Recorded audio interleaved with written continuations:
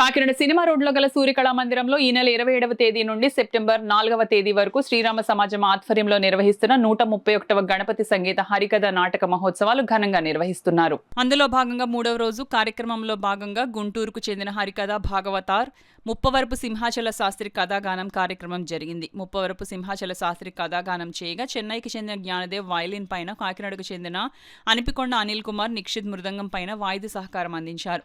కథాగానంతో ముప్పవరపు సింహాచల శాస్త్రి భాగవతార్ తెలుగు దినోత్సవం సందర్భంగా అలనాటి భక్త రామదాసు అన్నమయ్య వైభవాన్ని చాటి చెప్పారు. ఈ సందర్భంగా మునిగంటి వెంకట్రావు మాట్లాడుతూ ఈ నెల 31వ తేదీన ఆకొండి శ్రీనివాస రాజారావు కృతులపై రాష్ట్ర స్థాయి పోటీలు నిర్వహిస్తున్నట్లు చెప్పారు. ఈ కార్యక్రమంలో శ్రీ రామ సమాజం అధ్యక్షులు ఆకొండి శ్రీనివాస రాజారావు, ఉపాధ్యక్షులు doctor M V Bharatalakshmi, doctor D V రాఘవరావు, కార్యదర్శి ట్రస్టీ మునుగంటి వెంకట్రావు, సహాయ కార్యదర్శులు Chavali Suryakumari, M V G Krishnamraju, treasurer Nallamalli Manibabu, legal adviser Ayyagari Venkatesh, organising secretary G N K D Venkatrao, సంగీత విద్వాంసరాలు పెద్దాడ సూర్యకుమారి, కనుమూరి రాజలక్ష్మి, గాయని డి విజయలక్ష్మి, పెద్ద సంఖ్యలో నగర ప్రముఖులు, సంగీత ప్రియులు పాల్గొన్నారు. శ్రీరాముని యొక్క దివ్య కరుణాకరణ ప్రసాద ప్రభావంలో భక్తి పండుగ నుంచి మనందరికీ అందించారు. తెలుగువారి సొత్తు పద్యము, అవధానము, హరికథ ఈ మూడు తెలుగులోనే ఉన్నాయి. దేశ భాషలను తెలుగు లెస్స అని కృష్ణదేవరాయల కంటే ముందు చెప్పిన వాడు ఉన్నాడు. ఎవరు అంటే మా గుంటూరు వాడు శ్రీనాథ మహాకవి. శ్రీనాథుడు చెప్పిన తర్వాత దాన్ని అలాగే ఎటువంటి కృష్ణదేవరాయలు చూపించారు. అటువంటి తెలుగు భాషా వైభవాన్ని లోకానికి అందించారు.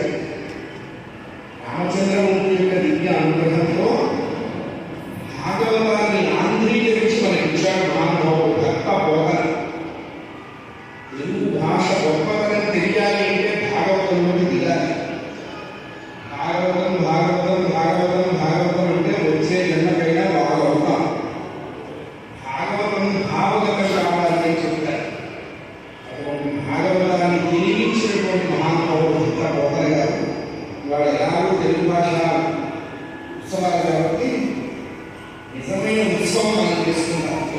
విశేషమైనటువంటి విద్వాంసులందరూ పాల్గొంటున్నారు. ముఖ్యంగా రేపు 31వ తారీఖు ఆదివారం నాడు సాయంకాలం సంస్కార భారతి విజయవాడ వారు 60 మంది కళాకారులతోటి మన కాకినాడలో జయహో ఛత్రపతి శివాజీ మహారాజ్ అనే అపరూపమైనటువంటి నాటకాన్ని ప్రదర్శించబోతున్నారు. కాకినాడ సూర్యకళామందిరంలో సాయంకాలం 6:30 గంటల నుంచి. ఈ నాటక ప్రియులందరూ, మన సంగీత సాహిత్య ప్రియులందరూ కూడా ఈ కార్యక్రమానికి విచ్చేసి జయప్రదం చేయవలసిందిగా శ్రీరామ సమాజం తరఫున సందర్భంలో ఉదయం 9 గంటలకి మన కాకినాడలో సంగీత విద్వాంసులుగా పేరుగాంచినటువంటి శ్రీ ఆకొండి శ్రీనివాసరాజారావు గారు రచించిన కీర్తనలపై పోటీ కూడా ఉంటుంది. రాష్ట్ర స్థాయిలో అనేక మంది విద్యార్థులు ఈ కార్యక్రమంలో పాల్గొంటున్నారు. ఆ పోటీల బహుమతి ప్రదానం కూడా ఈ నాటక మహోత్సవానికి ముందు కార్యక్రమంగా మేము జరపబోతున్నాం. వీటిలన్నింటినీ జయప్రదం చేయవలసిందిగాను, గణపతి ఉత్సవాలలో అన్ని కార్యక్రమాలలోనూ కూడా పాల్గొవలసిందిగాను కూడా ప్రత్యేకించి మిమ్మల్ని ఆహ్వానిస్తున్నాం.